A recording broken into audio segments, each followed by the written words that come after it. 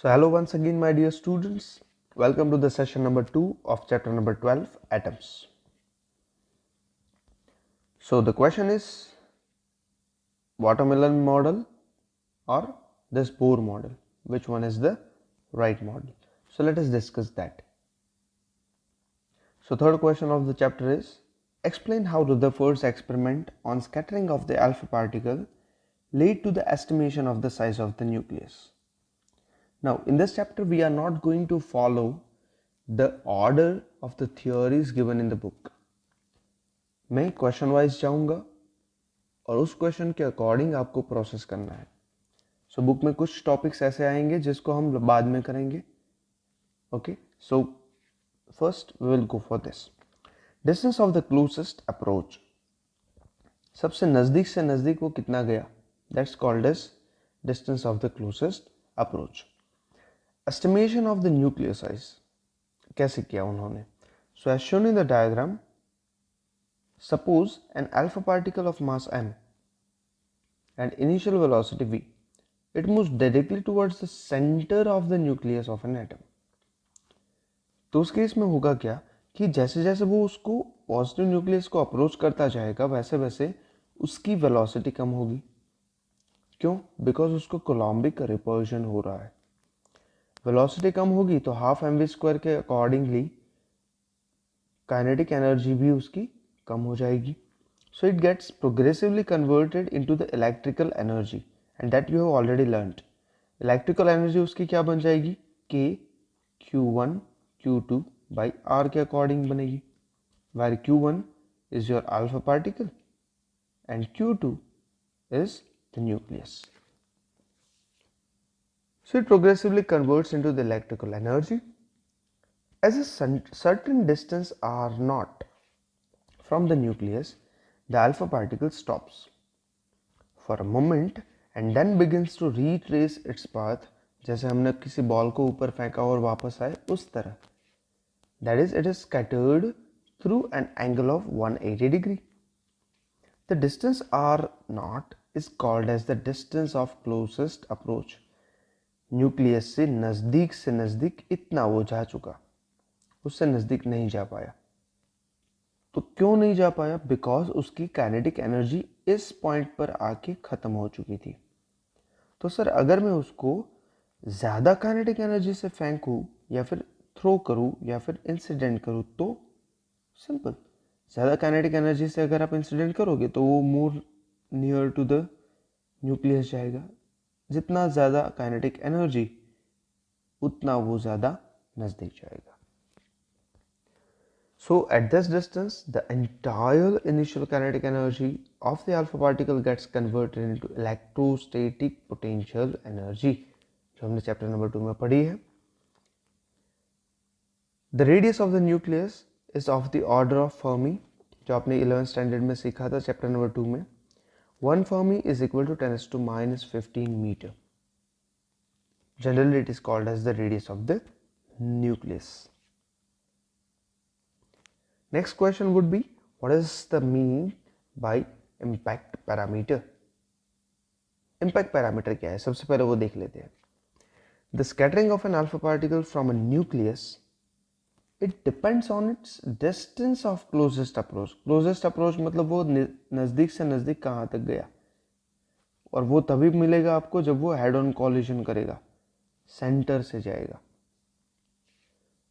So distance of the closest approach to the nucleus or on an equivalent length, that is called as impact parameter. क्योंकि इसमें हमने देखा था कि वो जितना नज़दीक होगा, if I say this distance between these two is b, तो if b is more होगा क्या, उसका थीटा जो है वो लेस हो जाएगा. b जितना ज़्यादा उतना डिफ्लेक्शन कम होगा, जितना डिफ्लेक्शन कम उतना थीटा कम होगा. So that b is the distance from the center, और I would say head on collision कहाँ पर होगा, वहाँ से उसका सेंटर कितना है, या फिर सेंटर ऑफ द न्यूक्लियस जो है वहाँ से उसका डिस्टेंस कितना है, that's called as b. The distance from which the alpha particle is being scattered. So that's gonna decide your impact parameter. This B as shown in the figure. The impact parameter is defined as the perpendicular distance of the velocity vector. So this is my velocity vector v0 initial. This is my final velocity vector v, and initial velocity vector was like this, और final velocity vector is like this. So final velocity vector का vertical ये है, horizontal ये है, okay. और ये जो initial velocity है उसका तो सिर्फ और सिर्फ हॉरिजॉन्टल था, वर्टिकल में तो कुछ है ही नहीं उसका. So it is the perpendicular distance of the velocity vector of the alpha particle from the centre of the nucleus when it is far away from the atom. जब वो एटम से दूर है तब हम इम्पैक्ट पैरामीटर को ऐसे find out कर सकते हैं. सो एक्सपेरिमेंट्स के ऊपर से हमें क्या मिला कि first point, for a large impact parameters b की वैल्यू जब ज़्यादा होगी, that's b, the repulsive force experienced by the alpha particle is weak. क्यों? क्योंकि लेट अस से मैंने लार्ज इम्पैक्ट पैरामीटर ये वाला लिया. So this is my b. अब बी जितना ज़्यादा होगा, जैसे कि लास्ट टाइम हमने डिस्कस किया था, एफ इज इक्वल टू के. अल्फा पार्टिकल का होता है 2e और न्यूक्लियस का होता है ZE divided by B square. जितना बी बढ़ेगा उतना एफ कम होगा, simple is that. So because of the inverse square law character, and the alpha particle passes almost unreflected. अगर बहुत दूर से गया तो. For small impact parameters, the repulsive force is large, क्योंकि वो एकदम नज़दीक से जाएगा. लेट अस से यहाँ से गया, सो इस केस में तो उसको बहुत नज़दीक, b इज़ वेरी लेस, और b जितना कम होगा f उतना ज़्यादा होगा. So the alpha particle is scattered through the large angle. Theta ज़्यादा होगा उसका, स्कैटरिंग एंगल बढ़ेगा अगर इम्पैक्ट पैरामीटर हमारा कम हुआ. सो माई इम्पैक्ट पैरामीटर और मेरा स्कैटरिंग एंगल, ये दोनों एक दूसरे से थोड़े अपोजिट वाले हैं. मैं इन्वर्सली प्रोपोर्शनल नहीं बता सकता, लेकिन अपोजिट बोल सकते हैं इसको. Because when this increases this decreases, when this decreases this increases. Right और wrong? Think about it. Scattering angle ज़्यादा अगर वो नज़दीक से गया. For head on collision, head on collision के अंदर हमारे पास बी क्या हो जाएगा? 0. When alpha particle just aims at the centre of the nucleus, कहीं पे भी इधर उधर नहीं, तो उसका इम्पैक्ट पैरामीटर 0 हो गया, और स्कैटरिंग एंगल उसका कितना मिला मुझे? Approximately 180 degree. वो जैसे गया वैसे ही वापस आ गया. Okay, so that's 180 degree. This are also called as anti parallel factors. 180 degree वाले वेक्टर्स जो होते हैं उनको क्या बोलते हैं? Anti parallel vectors. So the alpha particle is reversed back along its original path, and thus the shape of the trajectory of the scattered alpha particle, alpha particle की scattering के बाद जो भी उसका ट्रेजेक्टरी का शेप होगा, path का shape होगा, that depends on the impact parameter and the nature of potential field. अगर पोटेंशियल फील्ड आपका बहुत स्ट्रांग है या फिर वेरिएबल है, वेरिएबल होगी तो वेलोसिटी का वेक्टर जो है वो कुछ अलग तरीके से चेंज होता जाएगा. So that also you have to take into consideration. Rutherford deduced that the following relationship between the impact parameter B and the scattering angle. अब देखो ये जो रिलेशनशिप है वो हमारी बुक में नहीं है. This is purely extra. Okay, so ये सिर्फ आपको कितना बताएगा दैट काइनेटिक एनर्जी ये है और थीटा यहाँ पर है. And as we know very well कि कॉट की वैल्यू जो होती है वो थीटा बढ़ने पर कम होती है. टेन की वैल्यू थीटा कम होने पर कम होती है, थीटा बढ़ने पर बढ़ती है. जबकि कॉट की वैल्यू जो होती है, if I do cot theta, in that case if theta increases cot theta decreases, if theta increases cot theta the total value decreases. Okay, so this is opposite nature, और उस opposite nature को हमने यहाँ पर use में लिया है कि इम्पैक्ट पैरामीटर जो है अगर वो बढ़ा तो थीटा कम होगा, या फिर उससे ऑपोजिट अगर हमारा थीटा जो है वो बढ़ा है तो इम्पैक्ट पैरामीटर क्या हो जाएगा, कम होगा. So the scattering experiments provide a method of investigating the nature of the forces which are involve in this. Okay, तो सबसे मैक्सिमम मुझे हेड ऑन जहाँ तक मिल रहा है, तो यहाँ से लेके यहाँ तक का अगर मैंने डिस्टेंस ले लिया, okay, so that distance will be my diameter of the nucleus. And अगर मैंने बहुत अच्छे वाला ये बी ले लिया, so that will be my diameter for the nucleus, sorry radius of the nucleus. तो अब जब रदरफोर्ड ने इतना अच्छा सा मॉडल दिया है तो उसके अंदर लिमिटेशन क्या है वो हम देख लेते हैं. सो मॉडल में क्या था, सबसे पहले स्कैटरिंग एक्सपेरिमेंट के बाद जो बनाया उन्होंने वो कि एन एटम जो है वो consist of a small and massive central core which is the entire process entirely filled with positive charge and almost the whole mass of the atom are concentrated. अगर वो concentrated होगा तभी वो heavy बनेगा, तभी अल्फा पार्टिकल को वापस भेज सकेगा एंड तभी हमें हेड ऑन कोलिजन मिलेगा. And this core is called as nucleus. So now we have defined nucleus properly.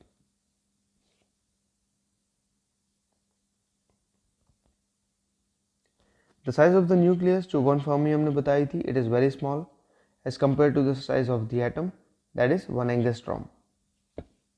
The nucleus is surrounded by the suitable number. Suitable number इसलिए बताया क्योंकि जितने प्रोटॉन्स हैं उतने ही इलेक्ट्रॉन चाहिए, ना उससे ज़्यादा ना उससे कम, कभी खुशी कभी गम. So that total negative charge is equal to the total positive charge and the atom as a whole will become electrically neutral. The electrons revolve around the nucleus in various orbits. जैसे उसने J Thomson ने बताया था कि वो कैसे भी distributed है, ऐसा कोई रूल नहीं है डिस्ट्रीब्यूशन का, लेकिन इन्होंने क्या बताया दैट जो इलेक्ट्रॉन्स आएंगे वो न्यूक्लियस के अराउंड रिवॉल्व करेंगे और उनकी खुद की ऑर्बिट होगी, उसी ऑर्बिट में वो रिवॉल्व करेंगे.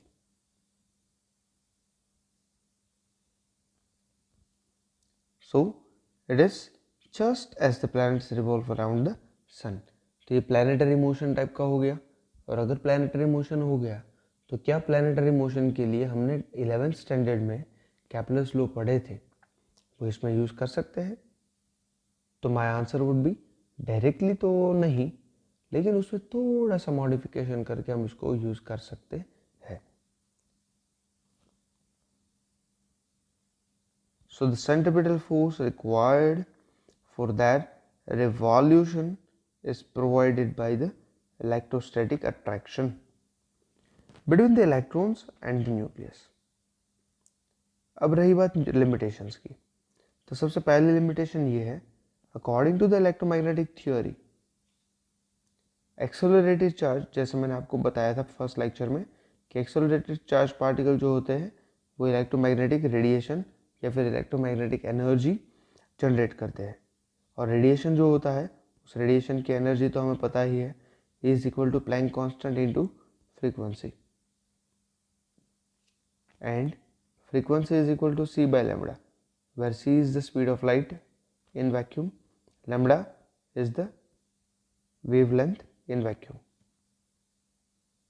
So from this I can write hc by lambda. So this is an electron revolving around the nucleus is under continuous acceleration towards the center. क्योंकि क्या होगा, जैसे हर बार उसने कोई भी एडमिशन लिया और उसके अकॉर्डिंग अगर उसने कोई एक सर्कुलर ऑर्बिट पकड़ ली, तो सर्कुलर ऑर्बिट जो होती है उसके अंदर क्या होगा कि इलेक्ट्रॉन एक्सेलरेट होगा.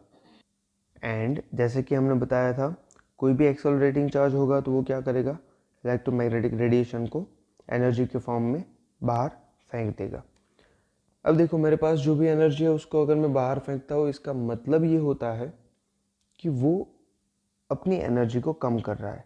और अगर ऐसा हुआ तो वो कंटिन्यूसली एनर्जी लूज करेगा, कुछ ऑर्बिट में ग्रेजुअली डिक्रीज होता जाएगा रेडियस के टर्म में, जैसे आपने ग्रेविटेशन चैप्टर में पढ़ा था। And the electron should follow a spiral path. क्यों? क्योंकि यहाँ पर इसमें देखो, इस डायग्राम के अंदर, इस ऑर्बिट के अंदर उसकी जो भी एनर्जी होगी, थोड़ी एनर्जी उसने रेडिएट की, क्योंकि वो एक्सेलरेशन कर रहा है ना। Circular motion is a continuous accelerating motion. तो उसने एनर्जी रिलीज की, इसका मतलब उसकी एनर्जी कम हुई। एनर्जी कम होके वो इस ऑर्बिट में आ गया। इस ऑर्बिट में घूमता घूमता फिर से उसने एनर्जी रेडिएट की, क्योंकि वो अभी भी सर्कुलर पाथ पे जा रहा है। सो जिस तरह वो कंटिन्यूसली सर्कुलर पाथ पे जाता जाएगा और हर पाथ पे उसकी एनर्जी रिलीज करता जाएगा। Now there will be a moment जब उसकी एनर्जी हो जाएगी ज़ीरो। उसने अपने पास रखी हुई सारी एनर्जी को वो रिलीज कर देगा।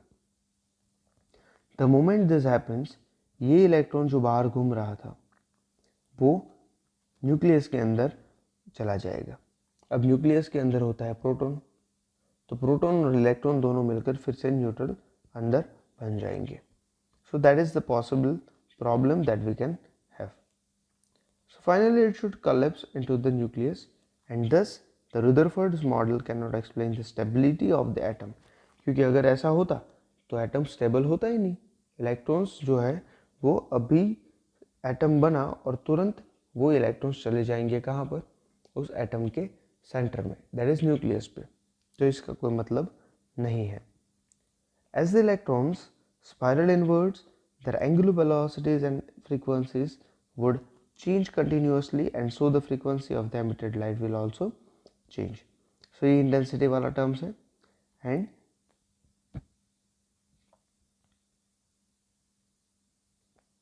कि जितनी एनर्जी वो रिलीज कर रहा है, जितनी इंटेंसिटी से एनर्जी रिलीज कर रहा है, उतनी मोर स्पीड, उतनी ज़्यादा स्पीड से उसका जो एनर्जी है वो रिलीज हो जाएगा।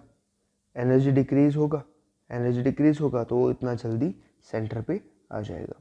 And so the frequency of the emitted light will also change, because every time energy जो रिलीज करेगा वो अलग होगा, तो उसकी एवरी टाइम की फ्रीक्वेंसी भी अलग होगी। They would emit a continuous spectrum. मतलब देखो, यहाँ पर जो उसकी एनर्जी है उससे ये थोड़ी कम है, थोड़ी कम है, थोड़ी कम है। सो हर बार उसकी एनर्जी रिलीज होगी और उस टर्म्स में जो फोटोन बाहर निकलेंगे, वो फोटोन या फिर जो भी रेडिएशन आ रहा है, उस रेडिएशन की फ्रीक्वेंसी जो होगी वो कम होती जाएगी या फिर बढ़ती जाएगी, but it will change. So they would emit a continuous spectrum instead of the absolutely observed line spectrum। Line spectrum कुछ ऐसा होता है, बहुत सारी आपको स्पेक्ट्रल लाइंस मतलब लाइट की लाइन मिलती है और हर एक लाइन किसी एक वेवलेंथ को रिप्रेजेंट करती है और हर वेवलेंथ किसी एक फ्रीक्वेंसी को रिप्रेजेंट करती है। अब देखो, ये यहाँ से कंटिन्यूसली जा रहा है, इसका मतलब ये होता है कि इसकी फ्रीक्वेंसी जो है वो कंटिन्यूसली चेंज होती जा रही है, कंटिन्यूसली डिक्रीज होती जा रही है। और फ्रीक्वेंसी डिक्रीज होगी तो एनर्जी डिक्रीज होगी और एट लास्ट क्या हो जाएगा? वो बैठ जाएगा अपनी जगह पर। और वो जगह कौन सी होगी? Nucleus, which is not possible for the stability. So ये जो चीज़ है उसके लिए क्या हो सकता है उसको हमें सोचना है। रदरफोर्ड को भी वही सोचना था।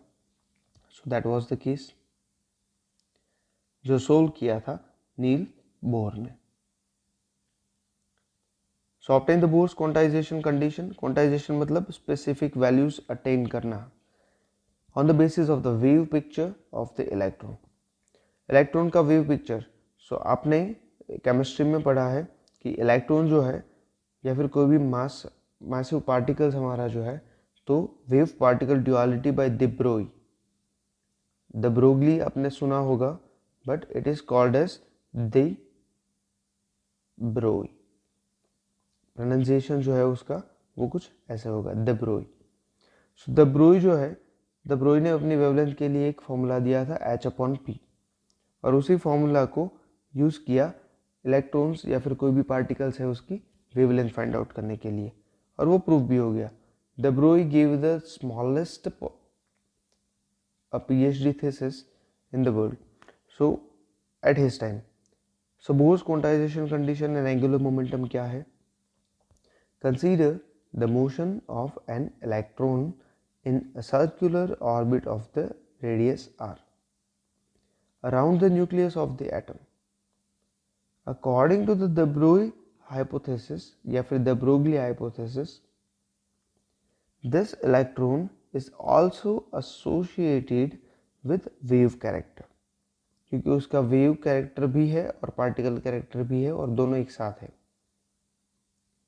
Hence, a circular orbit can be taken to be a stationary energy state only if it contains an integral multiple number of de Broglie wavelengths.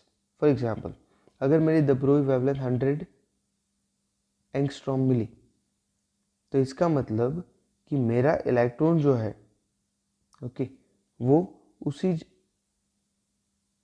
Access में या फिर उसी ऑर्बिट में रहेगा जहां पर मेरे पास उसका एंगुलर मोमेंटम कुछ स्पेसिफिक बनेगा, जो हम बाद में बात करेंगे इसकी.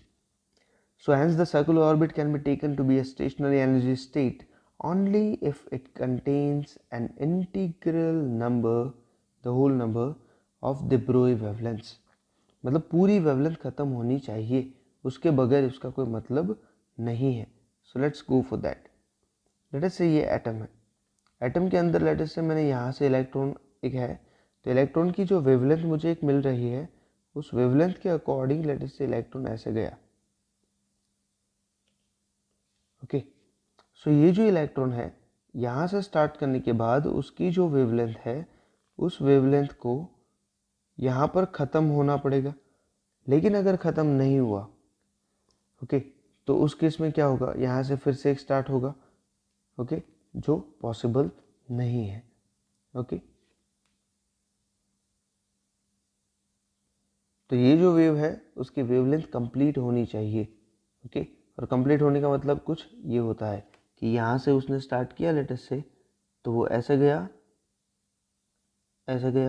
और ऐसे गया, उसने वेव कंप्लीट किया. यहाँ से स्टार्ट करके यहाँ पर एक बार कंप्लीट हुआ वेव, सेकेंड वेव यहाँ से स्टार्ट हो गया और वो कंप्लीट हो गया मेरा पास यहाँ से लेके यहाँ तक. So this is second wave over and this is third wave completed. Okay, so ये पूरा जो सर्कमफरेंस होता है, that circumference is 2 pi r, और लैम्बडा जो है that is the wavelength, de Broglie wavelength, और उस de Broglie वेवलेंथ का होल नंबर मल्टीपल होगा, तभी वो यहाँ पर ऑर्बिट में, उस रेडियस वाले ऑर्बिट में, अगर ये कंडीशन फुलफिल होगी, तभी वो इलेक्ट्रॉन इस रेडियस पे रह पाएगा. That was the statement given by the Bohr in his quantization theory. So but the de Broglie wavelength क्या होगी हमारी, lambda is equal to h upon momentum, h upon mv will be there. mv is the momentum, mass of electron, velocity of electron. 2 pi r, that 2 pi r is equal to nh by mv. यहाँ पर मैंने क्या किया, lambda की value जो है उस value को सब्स्टिट्यूट कर दिया. So that's nh by mv, और उसके ऊपर से मुझे एंगुलर मोमेंटम L मिला, that L is equal to mvr, और वो L is equal to mvr मेरा nh अपॉन 2 पाई बना. वो इलेक्ट्रॉन जिसका angular momentum nh upon 2 pi होगा, वही उस ऑर्बिट में रह पाएगा और कोई भी इलेक्ट्रॉन वहाँ पर नहीं रह पाएगा. So this is the famous Bohr's quantization condition for angular momentum, and thus only those circular orbits can be allowed stationary states. Allowed stationary states का मतलब ये होता है कि वो स्टेट के जिसके अंदर इलेक्ट्रॉन घूम सके, of an electron in which its angular momentum is an integral multiple of h by 2 pi. So this was the Bohr's theory. और इसी थियरी के ऊपर से उन्होंने 3 पोस्टुलेट्स दिए. कौन कौन से थे वो पोस्टुलेट्स, चलिए देखते हैं. Postulates of the Bohr theory of the hydrogen atom. Accepting the Rutherford's nucleus model, उनके लिए उन्होंने रुदरफोर्ड की लैब में बहुत टाइम तक काम किया, कन्विंस हुए, उसके बाद उन्होंने स्टार्ट किया उनके ऊपर research. So of an atom as well as the Planck's quantum theory कि भाई स्टेप बाय स्टेप ही आएगा, कंटिन्यूस नहीं आएगा। So Bohr proposed an atomic model to explain the spectra emitted by the hydrogen atom. वो bore ने explain कर दिया, so it was a success. Bohr's atomic model so called as planetary model, क्योंकि उसमें भी एक सेंटर के आजू बाजू वो घूम रहा है of the atom. It is based on the following postulates. लेकिन उसके लिए न्यूक्लियर कंसेप्ट उन्होंने कौन सा यूज किया? That an atom consists of a small massive central core, it is called as nucleus, around which the planetary electrons revolve in the planetary formation. The centripetal force required for their rotation is provided by the electrostatic attraction between the electrons and the nucleus. First, stationary orbits. That was the first postulate. Bohr's first postulate was that an electron in an atom could revolve in certain stable orbits without emission of radiation and radiant energy. वहाँ पर उस orbit में अगर जाएंगे तो अपनी energy को radiate नहीं करेंगे। अगर उन्होंने रेडिएट नहीं किया देन इन दैट केस वो उसी ऑर्बिट के अंदर घूमते रहेंगे। Now as it is the postulate you cannot ask why. If you want to follow the Bohr's theory you have to believe whatever Bohr is saying in the postulates. अगर आप उसमें से कोई भी चीज़ मानने को इनकार करते हो तो उसी टाइम पे कि बोर की थियरी आपके लिए वैलिड नहीं होगी।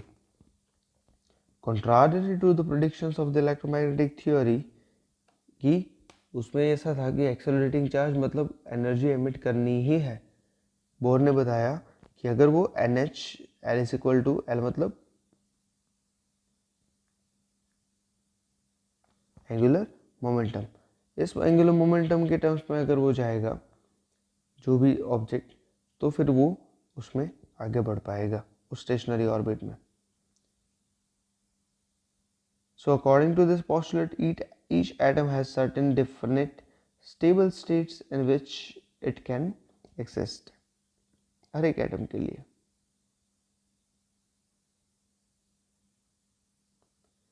Now, while revolving in permissible orbits, an electron does not radiate energy. These non-radiating energies or orbits are called stationary orbits. So, this is the definition of the stationary orbit. यहाँ से लेके यहाँ तक। Quantum condition. Of all the possible circular orbits allowed by the classical theory, the electrons are permitted to circulate only on those orbits in which the angular momentum of an electron is an integral multiple of h by 2 pi.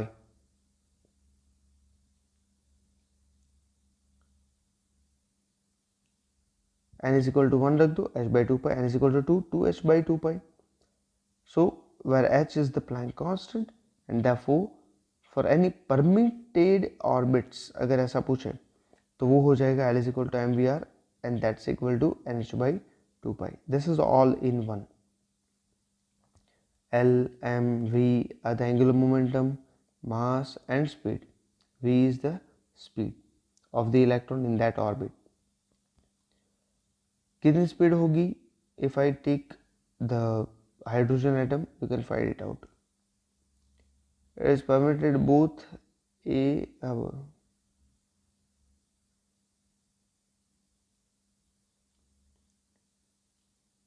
third one, let us go for that. Frequency condition. An atom can emit or absorb radiation in the form of discrete energy photons only when an electron jumps from one state to another state. For example, this is my nucleus, first orbit, second orbit. अगर मेरा कोई electron यहाँ से jump करके यहाँ गया, okay, तो वो क्या करेगा? With in a small amount of time वापस आ जाएगा। So when electron jumps from higher to a lower orbit, वो जब वापस आ रहा है तब वो क्या करेगा, एनर्जी रेडिएट करेगा, और यहाँ पर क्या करेगा, ऊपर जाते वक्त एनर्जी एब्सॉर्ब करेगा. This two possible things will be there. So if E1 and E2 are the energies associated with this permitted orbits, and then the frequency f of the emitted or absorbed radiation, it will be given by hf, which is equal to delta E. Energy का जो difference हुआ या फिर जो भी हमारे पास state है उस स्टेट में डिफरेंस हुआ, इसकी वजह से हमारे पास W is equal to E2 और HF is equal to E2 minus E1 वो प्रोसेस काम करेगा. W इसलिए क्योंकि there has to be some work has to be done, उसको नीचे से ऊपर ले जाने के लिए. तो वर्क डन जो होगा वो भी EF माइनस EI ही होगा, where EF is final, EI is initial, or I would say E2 is final and E1 is initial. So frequency also denoted as nu, and this is the Bohr's famous frequency condition.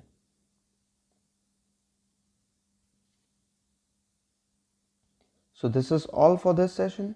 See you in the next session. Till then, enjoy. Thank you very much.